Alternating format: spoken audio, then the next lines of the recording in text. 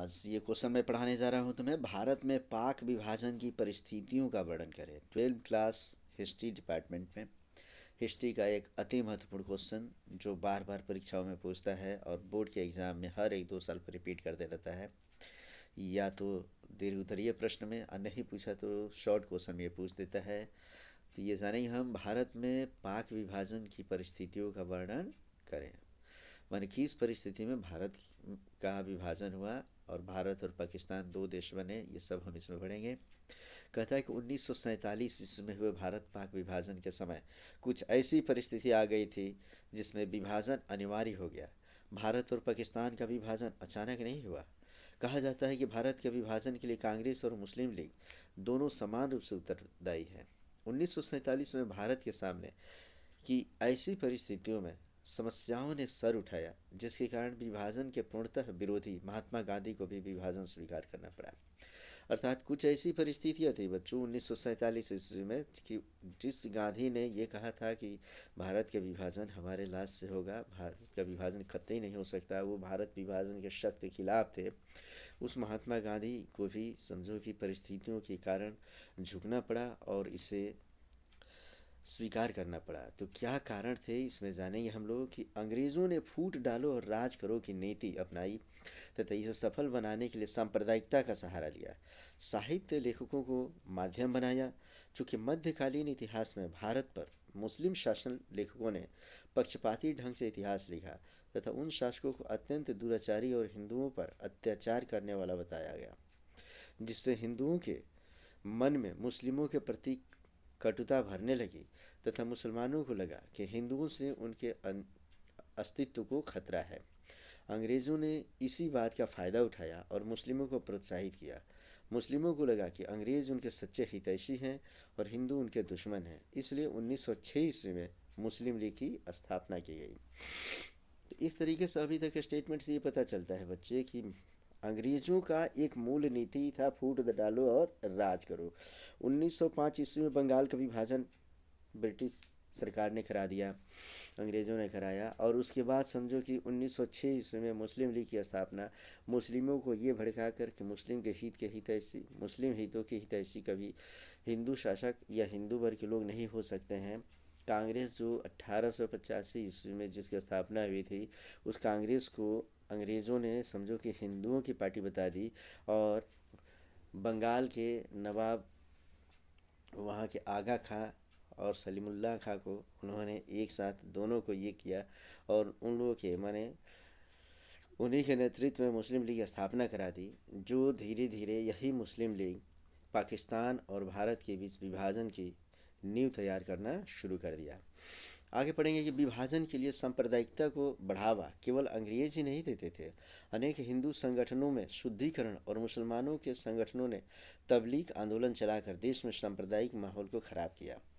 अर्थात हम ये समझेंगे बच्चे, यहाँ मैं रुक रहा हूँ, फिर से समझोगे कि विभाजन के लिए मुस्लिम और हिंदू ये दोनों जिम्मेदार थे, अंग्रेज़ तो थे ही। परिस्थितियाँ ही ऐसी बनती चली जा रही थी कि हिंदू थे वे वैसे हिंदू जो मुस्लिम धर्म स्वीकार कर लिए थे उन्हें कहते थे कि वापस हिंदू धर्म स्वीकार कीजिए और उनके लिए शुद्धि आंदोलन वो चलाने लगे। और मुसलमान ने भी तबलीग आंदोलन चलाकर मुसलमानों को और ज़्यादा से ज़्यादा इस्लाम को मजबूत बनाने की बात करने लगे। तो इस तरीके से भारत में कुछ ऐसे संगठन बने जिसमें लीग शामिल नहीं था, जिसमें लीग स्वयं को सबसे अलग मानते थे। यदि निष्पक्ष भाव से देखा जाए तो कांग्रेस के भी इसमें कुछ विशेष दोष नहीं। कांग्रेस भी देश में एकता ही बहाल करना चाहते थे, परंतु उनके कार्य मुस्लिम लीग पर बुरा प्रभाव डालते थे।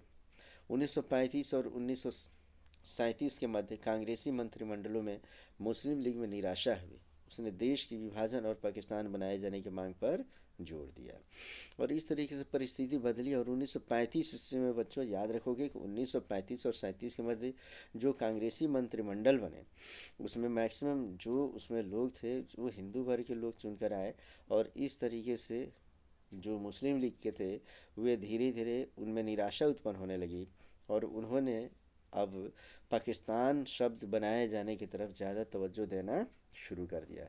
एक तरफ मुस्लिम लीग और कांग्रेस के बीच अंग्रेज़ दरारें बो रहे थे। उन्होंने 1909 ईस्वी में पृथक निर्वाचन करार दिया था।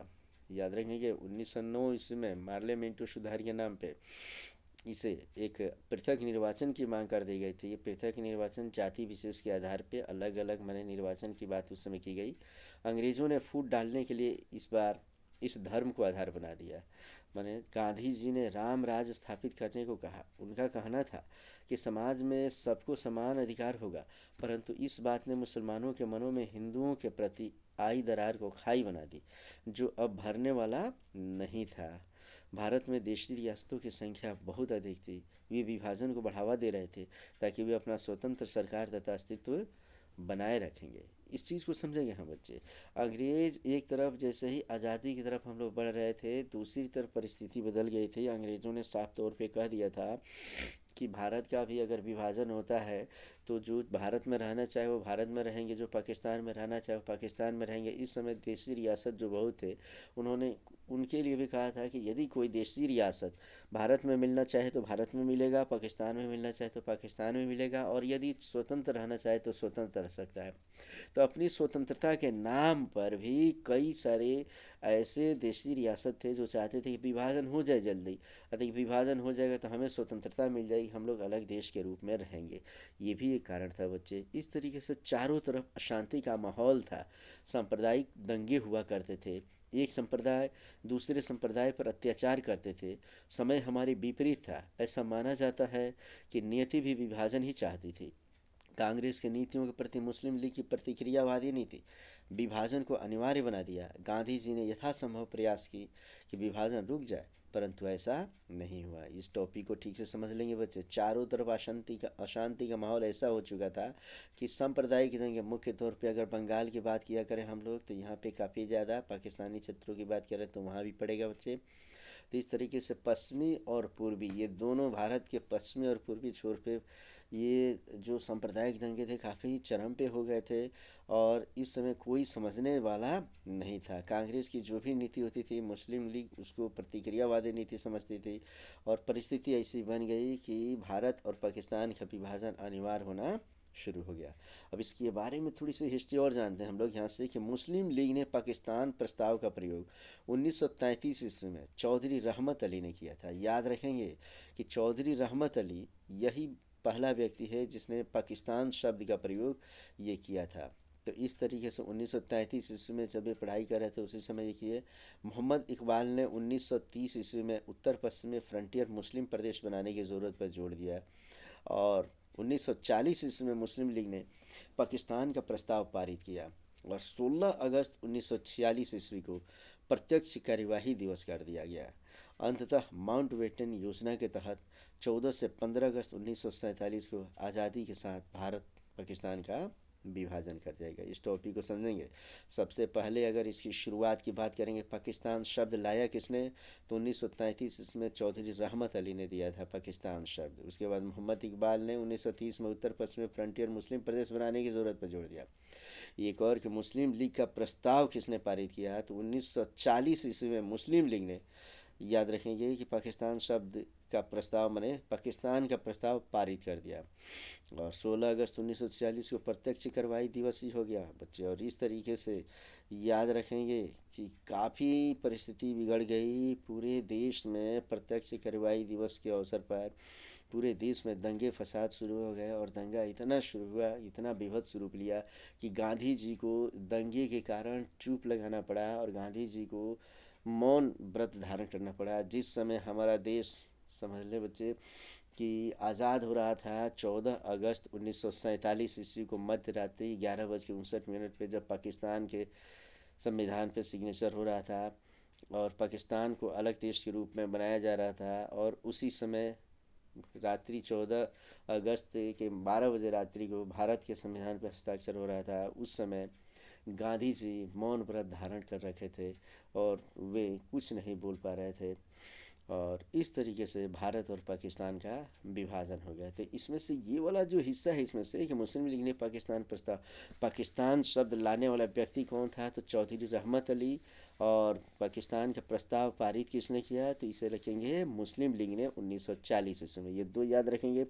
प्रत्यक्ष कार्रवाई दिवस कब हुआ, तो 16 अगस्त 1946 ईस्वी को हिंदू मुस्लिम ये दोनों सांप्रदायिक दंगे में प्रत्यक्ष रूप से भी भिड़ गए और इस तरीके से बाध्य होकर गांधी जी को यह भारत विभाजन मानना पड़ा। तो हम इस तरीके से बच्चे इसको हम जानेंगे, सीखेंगे, समझेंगे कि भारत का विभाजन किन परिस्थितियों में हुआ। तो पूरा का पूरा भारत में पाक विभाजन की परिस्थितियों का वर्णन करें। अगर ये क्वेश्चन आता है तो इसको शॉर्ट करके लिखोगे, और 2 नंबर का क्वेश्चन आता है तो पूरा ही शॉर्ट करेंगे, लास्ट वाला लिखेंगे। और ज़्यादा अगर समझो कि अगर से लॉन्ग क्वेश्चन में देता है तो पूरा यहाँ से वहाँ तक 2.5 पेज में इसको लिखेंगे। अपने अनुसार कम अधिक कर सकते हो बच्चे। फिर भी अगर कोई दिक्कत होती है तो फिर उसके लिए तुम मुझे कॉल करो।